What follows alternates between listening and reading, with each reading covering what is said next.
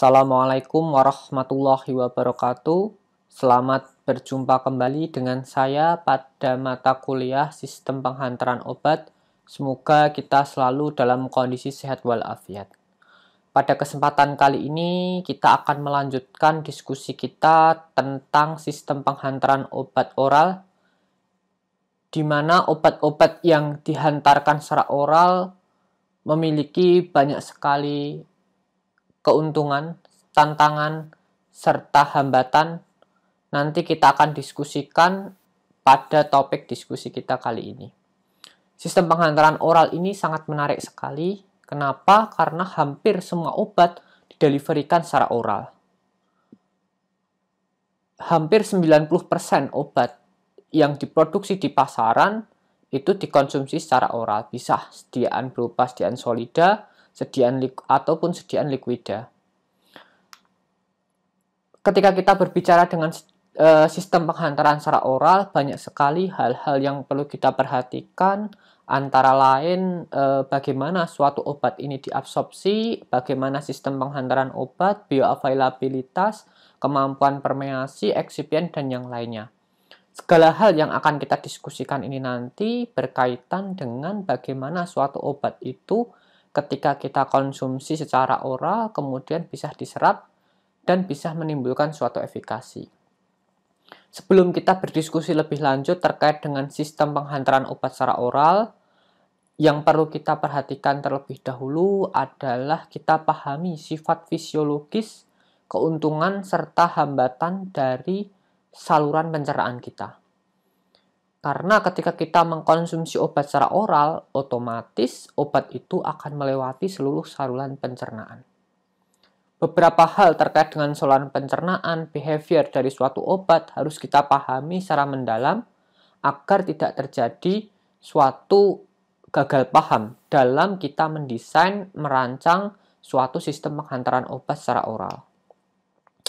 Banyak tantangan yang muncul ketika kita menghantarkan obat secara oral ini, tapi tantangan itu bukan menjadi suatu hambatan, akan tetapi nanti akan kita desain sedemikian rupa sehingga tantangan itu bisa kita optimalkan dan menjadi suatu keunggulan yang nantinya delivery secara oral ini bisa kita desain sedemikian rupa semenarik mungkin bisa meningkatkan safety ataupun efikasi dari suatu obat. Tantangan yang pertama yakni sediaan oral ini memiliki ketertarikan yang sangat luar biasa karena terkait dengan keterimaan pasien. Sediaan secara oral ini biasanya itu mudah diberikan, kemudian tidak mahal, kemudian tidak butuh orang ahli untuk mengkonsumsi obatnya, sehingga sangat menarik atau keterimaan pasien ini sangat tinggi. Karena sediaan oral ini ketika mudah dan sangat sederhana, ini menjadi daya tarik yang suatu daya tarik yang luar biasa bagi kita untuk mendesain sediaan sistem penghantaran secara oral. Karena dengan sistem penghantaran secara oral ini bisa mengakomodasi berbagai macam bentuk atau berbagai macam sediaan dengan potensi rendah sampai potensi tinggi. Karena absorpsi dari oral ini juga sangat besar.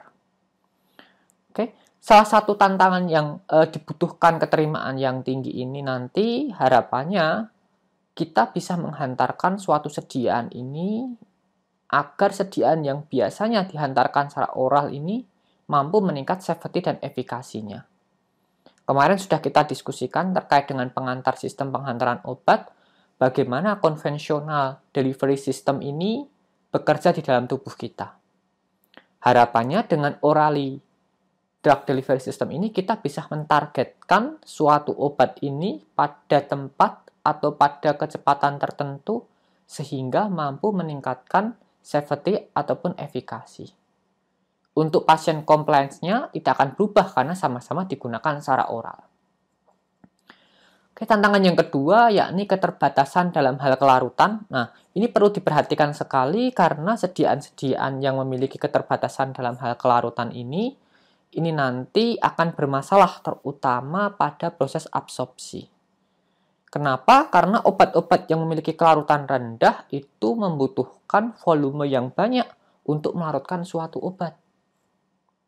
Padahal jumlah volume yang ada di tubuh kita itu sangat terbatas sekali. Jadi kesimpulannya, untuk obat-obat yang sangat sukar larut ini membutuhkan sistem penghantaran yang sedemikian rupa sehingga bisa mengakomodir kelarutannya agar kadar obat di dalam tubuh ini sangat tinggi. Oleh karena itu, pada desain sediaan atau desain sistem penghantaran obat secara oral ini, terutama untuk obat-obat yang memiliki kelarutan rendah, itu sangat potensial sekali. Tantangan selanjutnya terkait dengan sistem penghantaran obat secara oral, yakni adanya variabilitas dari proses absorpsi, sehingga menyebabkan kadar obat di dalam darah itu tidak bisa terprediksi. Hal ini bisa sangat dimungkinkan sekali. Ketika kita membuka kembali terkait dengan fisiologis dari tubuh kita, pH, enzim, kemudian environment dari saluran pencernaan kita ini sangat berubah sekali, sangat berbeda sekali. Dari mulut sampai ke anus itu sangat berbeda. Perbedaan ini yang menyebabkan variabilitas obat ini sangat tinggi. Efeknya apa? Ketika variabilitas obat ini sangat tinggi, ini sangat bermasalah sekali nanti terhadap absorpsi obat. Begitu juga dengan adanya asam lambung ataupun enzim yang ada di dalam tubuh kita, itu bisa menurunkan safety dan efikasi, terutama obat-obat yang rusak oleh asam lambung dan rusak oleh degradasi dari enzim. Oleh karena itu, sebuah tantangan ini harus menjadi suatu komitmen bagi kita untuk mendesain suatu sediaan secara oral. Kemudian beberapa obat-obat tertentu, obat yang sifatnya sangat hidrofil ataupun obat yang bersifat makromolekul protein atau semacamnya, itu memiliki kemampuan permeabilitas yang sangat rendah. Kemampuan permeabilitas yang sangat rendah ini ketika dikonsumsi oral, terutama protein itu contoh paling simpel untuk terapeutik itu adalah insulin. Insulin ketika kita konsumsi, masuk ke asam lambung, dia akan didegradasi menjadi suatu asam amino. Misalkan bisa lolos, kemudian masuk lagi ke usus, ada enzim namanya pepsin, dia nanti akan degradasi kembali. Obat-obat yang bersifat semacam protein atau supramolekul atau makromolekul ini, molekulnya sangat besar sehingga dia tidak bisa menembus intestin dengan sempurna, yang menyebabkan keterbatasan dalam hal absorpsi. Hal ini menjadi suatu tantangan bagi kita dalam mendesain obat-obat secara oral. Terlebih lagi, ketika kita mengkonsumsi obat secara oral, adanya perubahan pH, kemudian terkait dengan stabilitas dan kelarutan dari obat ini harus kita pertimbangkan. Misalkan, obat-obat yang bersifat basa lemah, ketika kita gunakan secara per oral, obat basa lemah masuk dalam mulut, kita konsumsi, masuk di lambung. Obat basa ketemu dengan lambung akan larut. Setelah larut, obat ini akan dipindahkan dari lambung ke usus. pH-nya meningkat. Apabila pKa dari obat ini mendekati atau lebih rendah daripada pH lambung, maka akan terjadi peristiwa supersaturasi yang diikuti oleh presipitasi. Begitu juga dengan obat-obat yang rusak ketika didegradasi oleh perubahan pH. Misalkan dia dihidrolisis dengan katalisis asam spesifik atau basa spesifik dengan mediasi pH, itu sangat menurunkan efikasi dari suatu obat, terutama nanti bioavailabilitasnya akan sangat turun. Oleh karena itu, beberapa karakteristik obat ini ketika dideliverikan secara oral harus berpikir 2-3 kali lipat. Agar apa? Agar safety dan efikasi dari suatu obat ini bisa kita pertahankan dan kita jaga sampai dia menimbulkan suatu efek. Kemudian tantangan penghantaran secara oral. Yang terakhir yakni adanya first pass metabolism. Jadi seluruh saluran pencernaan kita ini ketika obat diserap masuk ke pembuluh darah. Pembuluh darah ini dari vena-vena perifer ini akan dibawa mengarah ke satu muara, yakni namanya vena porta hepatica. Ketika dari vena porta hepatica ini, obat akan dilewatkan ke hati sebelum diedarkan ke seluruh tubuh. Obat-obat yang dieliminasi atau menjadi substrat dari enzim sitokrom ini akan sangat rentan sekali terhadap proses metabolisme. Jadi yang disebut first pass metabolism itu obat ini mau diedarkan ke seluruh tubuh, tapi sebelum diedarkan dia malah ke metabolisme terlebih dahulu. Konsekuensinya apa? Kadar obat dalam darah akan turun. Jadi semua pembuluh darah yang ada di saluran pencernaan kita itu mengarah ke vena porta hepatica. Jadi obat yang mengarah ke vena porta hepatica, obat yang masuk ke dalam sirkulasi sistemik akan dibawa dari pembuluh darah perifer menuju vena porta hepatica, kemudian dibawa ke hati. Setelah di hati, dia akan mengalami metabolisme baru diedarkan ke seluruh tubuh. Oleh karena itu, tantangan sediaan oral ini harus kita pahami terlebih dahulu. Kenapa? Karena dalam kita mendesain suatu sistem penghantaran obat oral, jangan sampai obat-obat yang menjadi challenge, terutama tantangan sediaan desain untuk sistem penghantaran oral ini, tidak bisa kita hantarkan semaksimal mungkin. Kembali lagi ke first pass metabolism, sebenarnya ada daerah-daerah tertentu di saluran pencernaan, misalkan di daerah sublingual, bukal, dan semacamnya, ini bisa terhindar dari proses first pass metabolism. Kenapa? Karena pembuluh darahnya tidak mengarah ke vena porta hepatica, tapi ke vena hepatica. Dia nanti tidak akan melewati si hati.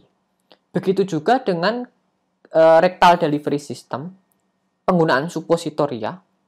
Suppositoria itu kalau kita gunakan, kita masukkan, terlalu dalam, nanti kena first pass, terlalu pendek juga kena first pass.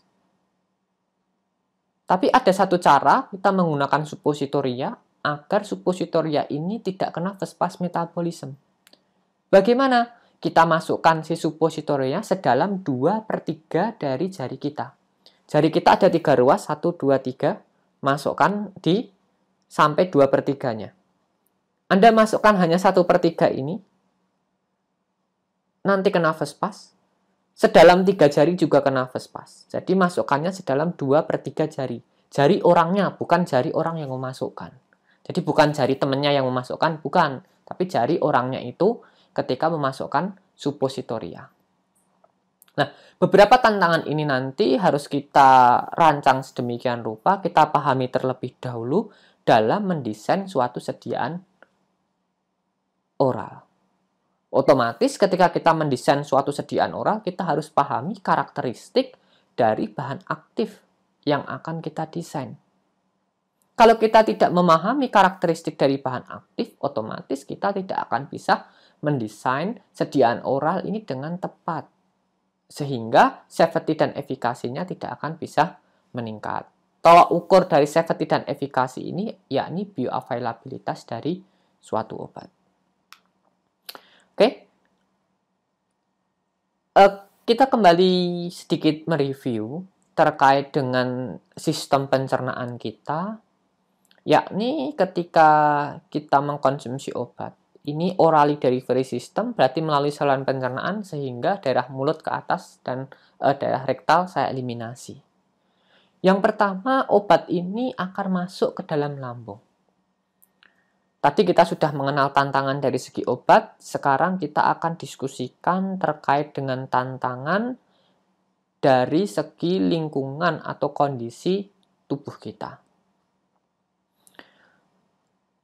Pada lambung ini akan terjadi beberapa peristiwa. Yang pertama, peningkatan pH. Meningkatnya pH ini bukan diartikan meningkatnya derajat keasaman dari pH, karena kontribusi ion hidronium sangat tinggi di situ. Meningkatnya pH otomatis obat-obat yang bersifat basa akan mudah larut, obat-obat asam kelarutannya rendah. Obat-obat yang terdegradasi oleh asam itu gampang rusak, obat-obat yang stabil tetap akan dalam keadaan utuh. Kemudian ada peristiwa penundaan waktu pengosongan lambung. Jadi di lambung itu kalau kita diskusikan terkait dengan proses waktu pengosongan lambung, itu ada berbagai macam faktor yang mempengaruhi pengosongan lambung. Kalau kita diskusikan kembali terkait dengan mekanisme dari proses pengosongan lambung, ini ada 4 fase. Fase pertama itu tenang, fase kedua itu agak kontraksi, fase ketiga dia akan kontraksinya semakin tinggi. Antara fase 3 dan fase keempat ini ada suatu peristiwa namanya housekeeper contraction. Jadi segala isi di dalam lambung kita ini akan didorong ke dalam usus melalui housekeeper contraction. Natural behavior-nya, partikel di bawah 2 mm itu akan ketahan di lambung. Tapi gara-gara adanya housekeeper contraction ini, semua partikel yang lebih besar daripada 2 mm pun juga didorong melewati lambung. Kalau tidak percaya, jika kita menelan suatu biji-bijian yang agak besar, kita telan, kita konsumsi semacam itu, kadang kalau kita lihat, oh kok keluar bijinya, padahal gede loh bijinya, nah, karena ada housekeeper contraction. Jadi yang perlu diperhatikan di sini ada berbagai mekanisme atau peristiwa ini kita perlu desain sedemikian rupa sehingga kita paham terlebih dahulu dari karakteristik obat, kemudian dari sifat fisiologis dari tubuh kita. Karena itu sangat mempengaruhi bagaimana cara kita atau bagaimana kita mendesain suatu sistem penghantaran obat. Terlebih lagi ketika obat masuk lambung, otomatis volume dari cairan itu meningkat. Terutama pada saat kondisi feed state. Ada feed, ada fasting state. Jadi karena pada kondisi puasa dan kondisi isi, lambung itu akan berbeda. Ada enzim juga, ada enzim pepsin, dan ada enzim lipase. Dua enzim ini berperan terhadap degradasi dari sistem penghantaran yang kita desain. Oke, dari lambung kita bergerak. Ini ada pankreas dan empedu. Untuk pankreas ini sekresi enzim biasa, kemudian untuk empedu ini sekresi garam empedu. Fungsi garam empedu di sini adalah emulsifying, jadi mengemulsikan makanan. Kapan dia disekresi? Ketika dalam lambung kita ini terisi banyak makan makanan berlemak. Oleh karena itu, kalau orang sakit batu empedu, biasanya makan makanan berlemak, dia akan sakit. Nah, akan tetapi ketika kita mengkonsumsi obat-obat yang kelarutannya rendah, membutuhkan garam empedu untuk meningkatkan kelarutan, karena dia surfaktan. Oleh karena itu, kalau kita tahu karakteristik obat ini memiliki kelarutan yang rendah, kita konsumsi setelah makan. Kenapa dikonsumsi setelah makan? Biar ada sekresi dari surfaktan, garam empedu. Si garam empedu ini nanti akan mengemulsikan obat tadi, diemulsikan, sehingga bentuk misel, kelarutannya meningkat, dan mudah diabsorpsi. Pada suatu kasus, desain delivery secara oral ini, garam empedu menguntungkan, bisa juga ini bisa merusak dari sistem penghantaran yang kita desain.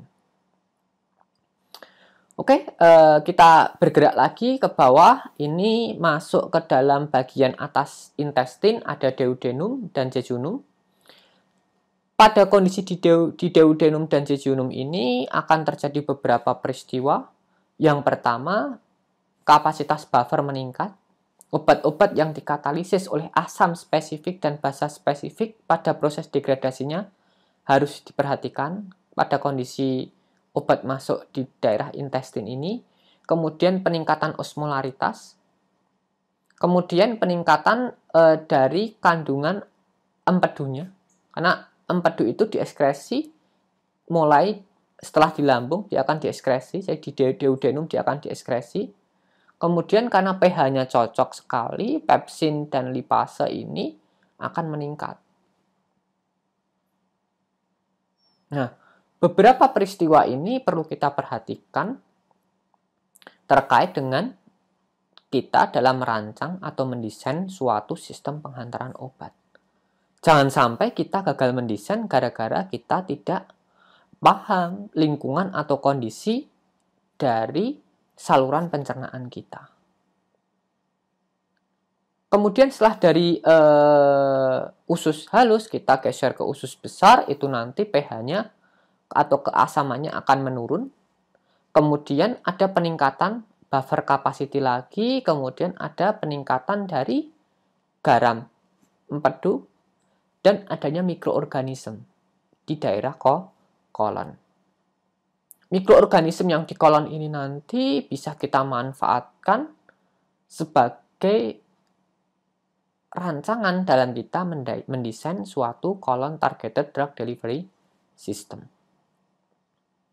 Jadi saluran pencernaan setelah kita kenali, kita nanti akan mendesain suatu sistem penghantaran obat. Ada obat yang rusak karena pH tinggi. Otomatis kita akan desain obat ini sedemikian rupa agar obat ini jangan sampai masuk ke pH tinggi, kita tahan di lambung. Bagaimana cara kita mendesain suatu obat atau suatu sediaan yang tertahan di lambung? Kita memakai gastroretentive drug delivery system. Ada obat yang rusak karena asam lambung. Kita desain dia enteric coated. Nanti menjadi enteric. Ketika disalut dengan suatu polimer enteric ini, obat ini tidak akan mudah rusak sistemnya ketika kena asam lambung, tapi ketika pH tinggi dia akan larut. Ketika sudah larut, maka formulanya ini akan keluar dan obat tidak terkena asam lambung. Bagaimana agar obat ini tidak teraktivasi atau dirusak oleh suatu enzim, misalkan pepsin atau lipase? Ya, kita proteksi dengan mikro atau nano enkapsulasi. Kemudian obat-obat yang tidak bisa diserap melalui sistem pencernaan kita, bagaimana? Banyak hal-hal yang bisa kita lakukan, meningkatkan kelarutannya, misalkan mungkin dia tidak bisa diserap gara-gara kelarutannya sangat rendah. Karena hanya obat yang terlarut itu bisa diabsorpsi. Ada banyak pendekatan untuk meningkatkan kelarutan obat. Bisa kita membuat sistem amorf, bisa kita kompleksasi atau semacamnya. Obat kena fast metabolisme di dalam saluran pencernaan kita. Oh, itu adalah suatu tantangan bagi kita. Ya, jangan dilewatkan melalui pembuluh darah. Kita lewatkan melalui jalur limfatik. Kita menggunakan lipid-based formulation. Biar obat keserap tidak langsung masuk ke pembuluh darah, akan tetapi obatnya akan dibawa ke jalur limfatik karena pembawanya bersifat lipofil. Kemudian nanti setelah itu akan bergabung di pembuluh darah karena pembuluh limfa itu akan bergabung dengan pembuluh darah. Beberapa karakteristik dari sifat fisiologis tubuh kita yang kita kenali ini menjadi modal yang sangat berharga sekali dalam kita mendesain suatu sediaan oral. Jangan sampai kita gagal mendesain gara-gara kita tidak paham fisiologis dari tubuh kita. Misalkan kita pengen target spesifik di kolon, ya gampang sekali. Di kolon itu ada bakteri yang mana bakterinya ini hanya bisa atau memiliki atau menghasilkan enzim yang dapat mendegradasi suatu polimer dengan gugus azo. Ya, kita salut polimer suatu obat ini dengan polimer azo. Atau mendegradasi karbohidrat tertentu, misalkan pektin, itu didegradasi di kolon. Karena itu obat yang kita kuting dengan si pektin ini nanti hanya obat ini lepasnya di kolon. Kenapa? Karena si pektin nanti akan didegradasi di kolon. Oke. Ada beberapa hal yang perlu kita perhatikan lagi dalam suatu sistem penghantaran oral. Ini kita lebih spesifik lagi terutama di daerah usus. Kenapa? Karena daerah usus ini yang memberikan luas permukaan untuk menyerap obat paling tinggi. Dulu sudah kita diskusikan, sedikit saya singgung di biofarmaceutic terkait dengan mukosa, first barrier in oral absorption. Jadi perlu kita ulas kembali lagi terkait dengan mukosa. Mukosa ini menjadi suatu barrier ketika absorpsi obat secara oral. Ketika kita lihat tebalnya mukosa di lambung dan mukosa di usus ataupun mukosa di kolon itu berbeda. Mukosa di lambung dan di kolon ini lebih tebal dibanding mukosa di usus. Komponen mukosa paling banyak adalah polisakarida, terutama asam sialat. Jadi ketika kita mendesain suatu sediaan, kita harus paham terlebih dahulu karakteristik dari mukosa ini bagaimana. Oke, di bawah mukosa ada sel epitel, yang mana sel epitel ini ada berbagai macam sel-sel. Ada enterosit, ada sel goblet, ada microfold sel atau kita sebut dengan M-cell. Kemudian ada dendritic cell, kemudian parietal cell, dan yang lain-lainnya. Sel-sel ini memiliki fungsi-fungsi yang berbeda. Yang paling banyak ketika kita delivery secara oral, yang bisa kita aplikasikan untuk meningkatkan bioavailabilitas obat, yakni enterocyte dan M-cell. Di sisi lain, kita juga harus memahami behavior dari goblet cell, karena goblet cell ini jumlahnya 16% dari sel-sel epitel yang ada. Enterocyte sekitar 5%, M-cell sekitar 1%. Walaupun enterocyte sama M-cell ini sangat kecil sekali, tapi ini memiliki kontribusi yang sangat signifikan ketika kita deliverikan obat secara oral. Jadi fungsi dari goblet cell ini fungsinya dia menghasilkan mukosa. Mukosa ini akan menyalut seluruh saluran pencernaan, permukaan saluran pencernaan kita. Kemudian ada M-cell. M-cell ini biasanya imun intestine. Dia untuk transport bakteri dan semacamnya ketika ada di sel epitel akan dimasukkan ke dalam tubuh, kemudian difagositik dan dirusak di situ. Akan tetapi beberapa sistem pembawa yang kita gunakan itu bisa dideliverikan melalui M-cell. Dari M-cell ini nanti, kemudian obat itu bisa dibawa masuk ke dalam sistem limfatik. Jadi beberapa lipid-based formulation pendekatannya tidak ke enterocyte, tapi ke M-cell. Untuk enterocyte ini, terutama obat-obat yang bisa diabsorpsi melalui banyak jalurnya melalui enterocyte, seperti vitamin ini sangat potensial sekali, terutama vitamin yang sifatnya lipofilik. Ini biasanya diabsorpsi lewat enterocyte. Nah, kita bisa menggunakan si vitamin-vitamin ini menjadi suatu ligan, yang mana ligannya ini kita konjugasikan dengan suatu obat, sehingga kompleks antara ligan dan obat ini akan memudahkan si obat ini bisa diabsorpsi. Contoh paling sederhana, misalkan kita gunakan biotin, kita konjugasikan dengan insulin. Insulin susah diabsorpsi. Tapi kalau insulin kita konjugasikan dengan biotin, kita buat nanopartikel, kemudian di permukaan ini kita isi dengan vitamin-vitamin yang menjadi target enterocyte, maka insulin yang dikuting dengan si nanopartikel kemudian dikombinasi dengan vitamin ini bisa diabsorpsi melalui jalur enterocyte. Ini menjadi suatu potensial sekali ketika kita mendeliverikan suatu obat secara oral melalui target dari enterocyte. Oleh karena itu, pada sistem penghantaran oral ini, enterocyte, M-cell, ini sangat kita perhatikan. Agar apa? Agar obat-obat yang memiliki absorpsi yang bermasalah itu bisa kita tingkatkan absorpsinya atau bioavailabilitasnya melalui sistem enterocyte dan M-cell. Oke, ini beberapa transport ketika kita mendeliverikan suatu obat, terutama obat-obat yang memiliki keterbatasan dalam hal absorpsi. Jadi, ini yang seperti saya jelaskan tadi, bahwa obat ini bisa kita konjugasikan dengan berbagai ligan. Ligan ini menjadi reseptor untuk transport melalui enterocyte, melalui dendritic cell, kemudian M-cell. Dari sini obat-obat yang susah diabsorpsi tadi akan mudah diabsorpsi melalui jalur sistem oral. Formulasinya sangat sederhana sekali untuk delivery oral ini. Bisa kita formulasikan dalam bentuk emulsi atau dalam bentuk sistem dispersi, yang mana secara molekulernya obat ini akan terkopling dengan suatu ligan.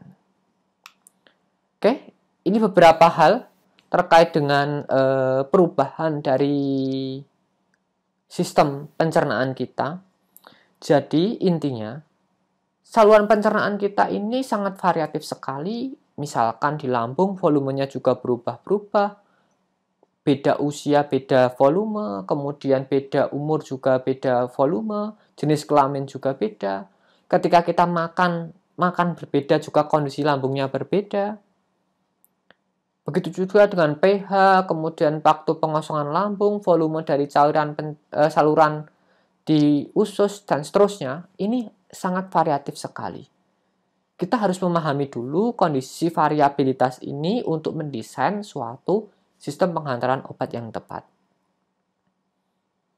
Karena dengan perubahan pH, perubahan osmolaritas, perubahan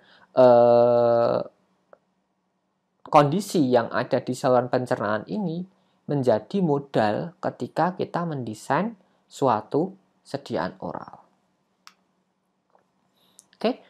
Kemudian yang perlu kita perhatikan ketika kita memahami terlebih dahulu bagaimana ketika kita mendesain suatu oral delivery system, prosesnya apa, sampai menghasilkan obat dengan bioavailabilitas yang tinggi. Jadi ketika kita mengkonsumsi obat, kita minum, obat ini bisa mengalami 3 fase. Pertama, dilution, diencerkan. Obat-obat atau formula dalam bentuk sediaan liquid, jadi obat yang sudah terlarut, liquida, itu diencerkan. Kemudian bisa terjadi peristiwa dissolution atau pelarutan ketika obat yang kita konsumsi ini dalam bentuk padatan. Bisa juga digestion kalau terjadi peristiwa digesi, misalkan obat ini dibawa oleh sistem lipid. Lipid masuk ke dalam tubuh kita akan didegradasi oleh lipase, kemudian obat yang terdispersi dalam lipid itu akan keluar dan melarut. Setelah 3 proses ini terjadi, obat akan dalam keadaan dispersi molekuler atau dalam bentuk terlarut. Jika tidak ada terjadi peristiwa yang lainnya, obat ini ketika gampang diabsorpsi melalui jalur transport pasif, maka akan terpermeasi dan terabsorpsi masuk ke dalam sirkulasi sistemik. Akan tetapi ada 3 kemungkinan yang bisa terjadi. Yang pertama, karena peristiwa disolusi, dilution, atau digestion ini, padahal di formulasinya dan sistem saluran tubuh berbeda, obat ini bisa dalam kondisi terlarut, kemudian membentuk fase koloid. Nanti yang terlarut keserap, kemudian yang koloid akan terlarut lagi. Begitu juga terjadi kesetimbangan dan seterusnya. Bisa juga karena kondisi pH yang berubah, misalkan tadi obat basa lemah, dipindah ke pH yang lebih tinggi. Terjadi kristalin precipitate, dia akan mengendap. Kemudian kelarutan akan turun. Kelarutan yang turun ini nanti otomatis terbentuk endapan. Bioavailabilitas akan turun. Tapi masih bisa diserap obatnya, karena masih ada obat yang larut. Obatnya akan diserap yang larut, kemudian yang endapan tadi akan melarut lagi, dan seterusnya. Biasanya akan terjadi perpanjangan waktu absorpsi atau extent of absorption. Nah, di sini bisa dilihat pada profil farmakokinetik dari suatu obat. Kemudian juga terjadi peristiwa namanya supersaturasi, karena tadi obat ini mengalami dilution, dissolution atau digestion, kelarutannya sangat tinggi sekali. Muncul amorph precipitate. Nanti bisa terjadi pemisahan fase. Pemisahan fase ini artinya nanti obat ini akan ada yang terlarut dan ada yang tidak. Precipitate ini bisa berubah menjadi kristalin precipitate. Nah, pada proses ini, pada proses supersaturasi ini, ketika obat tidak bisa diabsorpsi dengan sempurna, maka akan mengendap. Terjadi kesetimbangan sampai terbentuk dispersi molekuler, kemudian obat akan terabsorpsi. Ini yang perlu dipahami. Jadi ketika kita mendesain suatu sediaan, kita buat dia nano-nanoan, atau kita tingkatkan kelarutannya, tapi kita tidak pernah memahami bagaimana ketika terjadi perubahan pH, bagaimana kalau terjadi pengaruh dari garam empedu, bagaimana kalau didegradasi oleh enzim ini. Itu bisa juga bioavailabilitasnya tidak meningkat karena ada berbagai macam peristiwa yang menyebabkan adanya mekanisme supersaturasi. Itu kondisi tubuh yang perlu kita perhatikan terkait dengan sifat fisiologis dan intraluminal behavior. Kita harus perhatikan kenapa? Karena dalam mendesain suatu sediaan itu tidak semudah membalikkan telapak tangan saja, kita bolak-balik gini tidak. Akan tapi banyak sekali faktor yang perlu kita perhatikan agar desain dan rancangan kita ini mampu meningkatkan safety dan efikasi dari suatu obat. Yang kita ukur dari bioavailabilitas dari suatu obat. Jangan sampai kita merancang suatu sediaan oral, misalkan obat ini sukar larut, ya kita tingkatkan saja kelarutannya tambah surfaktan. Belum tentu obat yang ditambah surfaktan ini mampu meningkat kelarutannya. Kita harus paham intraluminal behaviornya dari surfaktan ini bagaimana masuk ke dalam tubuh kita. Ketika berubah pH, surfaktannya bagaimana? Ketika surfaktan ini digesti oleh enzim lipase, bagaimana nanti intraluminal behaviornya? Ketika ada kompetisi dengan si garam empedu, nanti perlu kita perhatikan kembali kompetensinya bagaimana.